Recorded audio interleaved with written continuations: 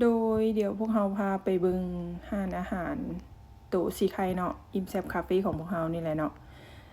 ว่าขั้นตอนนี้ฮอดไสแล้วเนาะพวกเราก็อนามัยไปเล็กๆน้อยๆได้ส่วนหนึ่งไปแล้วเนาะอันภาพนี่บางตัวอาจจะเป็นตัวเก่าเด้เพราะว่าเราเอามาเปรียบเทียบกับตัวใหม่ณปัจจุบันนี้ก็ถือว่าโอเคแล้วเริ่มย้ายเครื่องนี่น่าจะแม่นวันที่20ปลายเนาะเราเริ่มแต่ว่าตอนนี้เราก็เริ่มขย่อยอันย้ายไปเล็กๆน้อยๆล่ะบางอันที่แบบว่า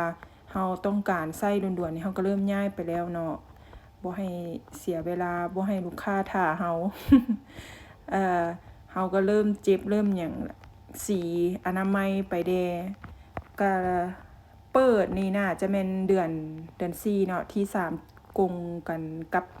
วันศุกร์เลยเริ่มอนามัยเริ่มมีหยังเก็บสีเก็บไปขอขอบใจน้องๆทีมงานเฮาเนาะ